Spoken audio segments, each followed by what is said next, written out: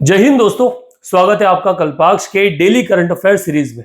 चलिए आज बात करते हैं 17 जुलाई 2025 के उन इवेंट्स के बारे में जो महत्वपूर्ण होने वाले हैं आपके आगामी एग्जाम जैसे यूपीएससी, एमपीपीएससी, एसएससी, बैंकिंग और रेलवे में, जो महत्वपूर्ण है, शायद डिसाइड करने वाले हैं आपके फ्यूचर को। चलिए बिना देरी किए आगे बढ़ते और बात करते हैं आज के पहले उस क्वेश्चन के बारे में जो निकल कर आया है आपके एक महत्वपूर्ण इवेंट से। सो क्वेश्चन कहता है, What is the main objective of the newly launched प्रधानमंत्री धन धान्य कृषि योजना?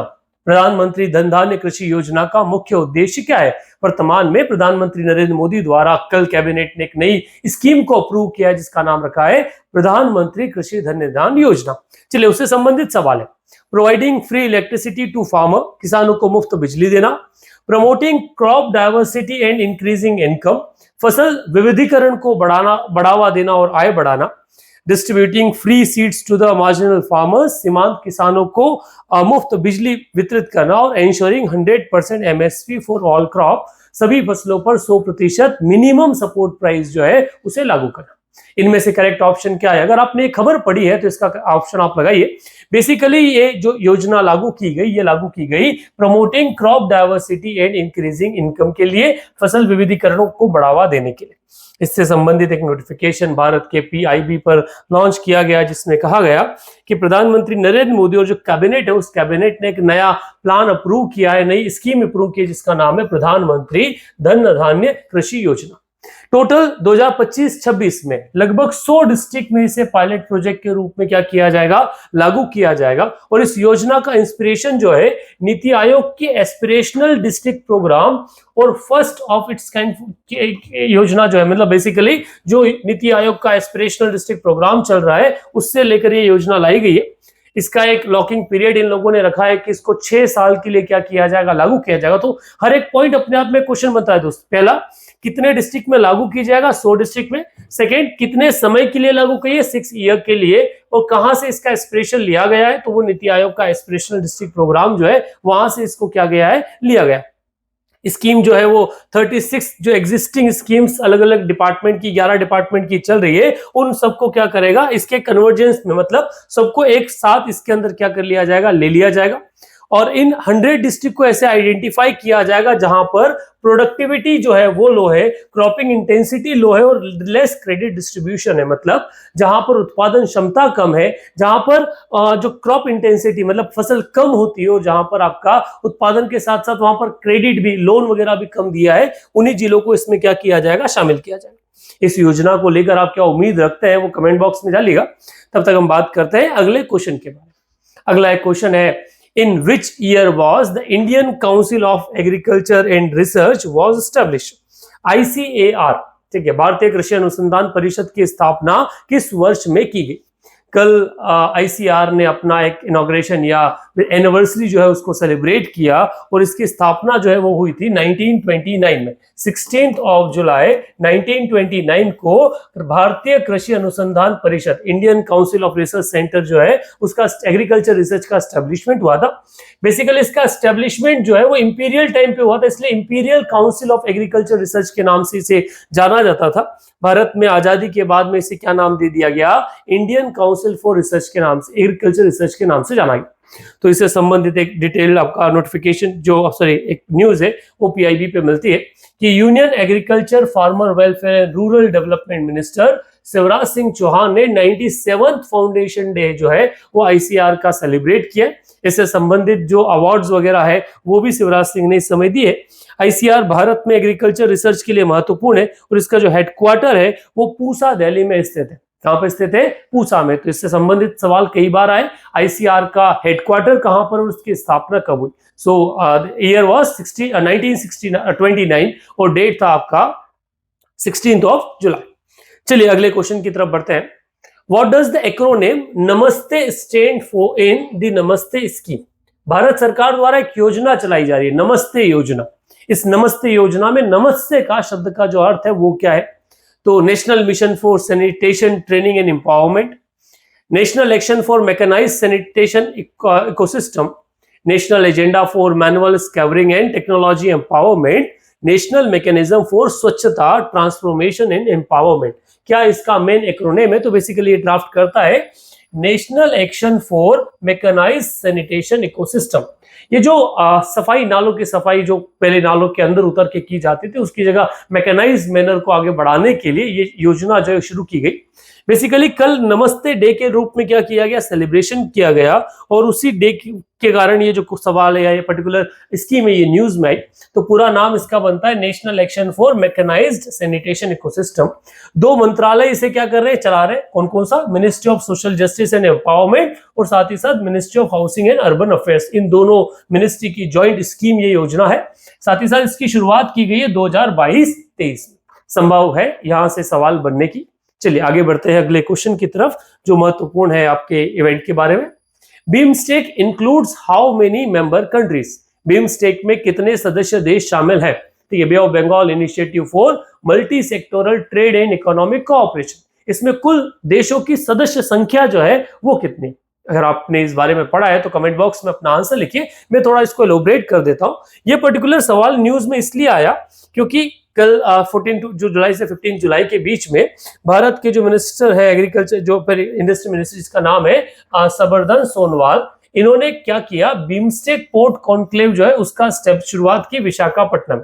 आंध्र प्रदेश में सेकेंड एडिशन हुआ bay of Bengal initiative for multi sectoral economic cooperation के पोर्ट एनक्लेव का, और इसी कारण से ये न्यूज में आया। अच्छा, आपकी बार इसकी जो थीम थी वो थी navigating the future, blue economy, innovation and sustainable partnership.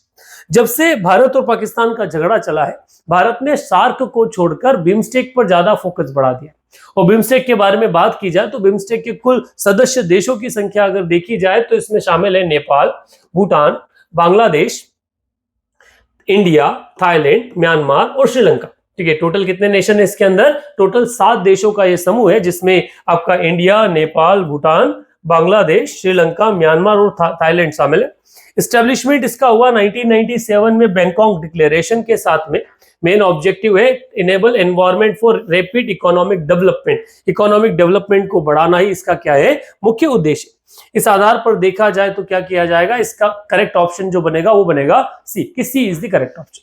शुरुआत में इसमें कम देश थे। पहले इसमें अगर बात किया जाए तो 4 देशों का समूह था, जिसमें शामिल था आपका बांग्लादेश, इंडिया, म्यांमार, श्रीलंका और साथ में था थाईलैंड। इकोनॉमिक कोऑपरेशन के रूप में इसे जाना जाता था। बाद में जब नेपाल और भूटान इसमें इंक्लूड हो गया तो इसका एक्रोनिम जो है वो चेंज करके इसे bay of Bengal initiative for multi sectoral trade and economic cooperation के रूप में किया गया, जाना गया। यहां से कई बार क्वेश्चन आया, आपकी बार यूपीएससी ने भी बिम्स्टेक से क्वेश्चन उठाया था, तो यहां से क्वेश्चन बनने की प्रबल संभावना है। तो ये तो आपको रट के रखना चाहिए। वैसे ग्रुप मेंबर्स जहां भारत एक सदस्य है वो सभी आपके लिए महत्वपूर्ण है। चलिए आगे बढ़ते हैं अगले क्वेश्चन की तरफ। एक फेस्टिवल है जिस फेस्टिवल का नाम है बहिदेई खलम। ठीक है, is a primary celebrated by which community in Meghalaya. ठीक है, तो एक फेस्टिवल मेघालय हो गया। मेघालय में बेही खदलम मुख्य रूप से किस समुदाय द्वारा मनाया जाता है? खासी, गारो, पनार और मिजो या जैंतिया समाज जो है। बेसिकली ये जो फेस्टिवल है, फेस्टिवल मनाया जाता है पनार जैंतिया जो समाज है उस समाज के द्वारा, उस ट्राइब के द्वारा, उस कम्युनिटी के द्वारा। ये क्वेश्चन कई बार कल्चर से ऐसे सवाल हमने देखे हैं। तो मीनिंग जो बहदियन है इसका मतलब होता है ड्राई अवे द प्लॉग। ठीक है, विद स्टिक एंड प्रेयर्स। ठीक है, कॉलम मींस होता है प्लॉग और परसिस्टेंस। तो उस आधार पर इसे क्या किया गया, इस जो एरिया ये जो फेस्टिवल है ये सेलिब्रेट किया जाता है। मानसून के स्टार्ट से लेके मानसून हार्वेस्टिंग तक कई सारे ऐसे फेस्टिवल है जो लोकल है, कम्युनिटी वाइज आपको देखने को मिल जाएंगे। ये भारत के अलग अलग हिस्सों में इन्हें सेलिब्रेट किया जाता है। तो यहाँ से भी सवाल बनने की एक संभावना हमेशा रहती है। तो हर स्टेट के अपने कुछ फेस्टिवल बड़े पॉपुलर है, तो वहां से आपको एक बार गो थ्रू जरूर होना चाहिए कि कौन से स्टेट में कौन से पॉपुलर फेस्टिवल्स जो सेलिब्रेट किए जाते हैं। चलिए अगले क्वेश्चन की तरफ बढ़ते हैं। Machilipatnam historically served as the major port on the delta of which river. Machilipatnam ऐतिहासिक रूप से किस नदी के डेल्टा पर स्थित एक प्रमुख बंदरगाह है? बेसिकली हिस्ट्री से एक सवाल है, परंतु वर्तमान में मछलीपट्टनम में कई सारे पोर्ट डेवलपमेंट हो रहा है। अभी क्या हो रहा है, बीच में यहाँ से कोई पोर्ट नहीं बन रहा था, यहाँ से डेवलपमेंट हट चुका था, परंतु इसे रीडेवलप करने का काम किया जा रहा है। इस कारण से ये पर्टिकुलर क्वेश्चन जो है न्यूज में आया है। तो ये मछलीपट्टनम जो है वो कृष्णा रिवर जो है उसके किनारे पर क्या है स्थित है, उसके डेल्टा पर स्थित है। और वर्तमान में ये न्यूज में होने के पीछे इसका जो कारण है, यहाँ पे हो रहा है रिडेवलपमेंट है। और इसका एस्टेब्लिशमेंट जो वो सतवाना किंग्स के समय हुआ था लगभग 3rd सेंचुरी बीसी के आसपास, और तब से ये फेमस सिटी के रूप में क्या है, डेवलप्ड है। इसी के किनारे बाद में मसूलीपट्टनम नाम से एक शहर जो है बसाया गया, जो एक मुसलिन जो है, जो एक वेविंग के कॉटन होता है ना, वैसे मुसलिन नाम से कपड़ा आता है, उसके लिए फेमस था, इसलिए इसे मसूलीपट्टनम के नाम से भी क्या किया गया, जाना गया। चलिए आखिरी आज का इस सेशन के लास्ट क्वेश्चन की तरफ बात करें। What is principle does magnetic levitation maglev technology primarily rely on? Maglev चुंबकीय उत्तोलन तकनीक मुख्य रूप से किस सिद्धांत पर आधारित है? Gravitational repulsion, electromagnetic induction, magnetic repulsion and attraction, चुंबकीय प्रतिकर्षण और आकर्षण, और frictional resistance. Basically technology news में आई क्योंकि चाइना ने रिसेंटली बुलेट ट्रेन वाला जो कॉन्सेप्ट उसमें चलता है, उसमें एक नया टेक्नोलॉजी को टेस्ट किया है और उसका नाम है मैगलेव टेक्नोलॉजी। मतलब अब वो जेट से भी ज्यादा स्पीड से क्या करने वाले, ट्रेन को भगाने वाले हैं। तो वहीं से निकली ये क्वेश्चन है, और इसका मतलब होता है मैग्नेटिक रिपल्शन अट्रैक्शन टेक्नोलॉजी पर क्या है, प्रिंसिपल पर बेस्ड ये पूरी की पूरी मैगलेव टेक्नोलॉजी है, ये जो बेस्ड है। इसको अगर थोड़ा समझा जाए तो वही चाइना ने इसको वर्तमान में सक्सेसफुली टेस्ट किया है, इसलिए ये न्यूज में आई है। और ये इस टेक्नोलॉजी का सबसे पहले कंसेप्चुलाइजेशन जो है 1900 के आसपास अमेरिकन प्रोफेसर और इन्वेंटर रॉबर्ट गॉबार्ड जो है उन्होंने, और फ्रेंच ब्रेन अमेरिकन एक इंजीनियर जिसका नाम था एमिली बैचेट, इन दोनों ने किया था। और उसके बाद से इसके ऊपर काम करने की कोशिश जो है वो की जा रही है। ऐसे ये टेक्नोलॉजी कमर्शियल यूज में सिंस 1984, पर इसको ट्रेन वाली टेक्नोलॉजी पर लाने में पहली बार चाइना ने इसे क्या किया है, टेस्ट फायर किया है। चलिए ये वो सवाल थे जो आज के लिए महत्वपूर्ण थे। Last segment the question of the day, और क्वेश्चन ऑफ द डे कहता है कि when was the project tiger launched in India? Bharat में प्रोजेक्ट टाइगर कब शुरू किया गया? 1970, 1973, 1980, 1992। करेक्ट ऑप्शन कमेंट बॉक्स में जरूर डालिएगा। और ये जो करंट अफेयर है, जनरली आपको ऐसा लगता होगा कि यार ये आउट ऑफ द बॉक्स होते, मतलब आप शायद एक प्रॉपर कनेक्शन इससे स्टैब्लिश न कर पाते, परंतु एग्जामिनेशन में आप देखोगे तो इसी तरह के क्वेश्चंस प्रीवियस ईयर्स में पूछे गए हैं। तो सेशन आपको कैसा लगा कमेंट बॉक्स में जरूर लिखें, और अपने दोस्तों तक शेयर करना ना भूलें। Thank you very much.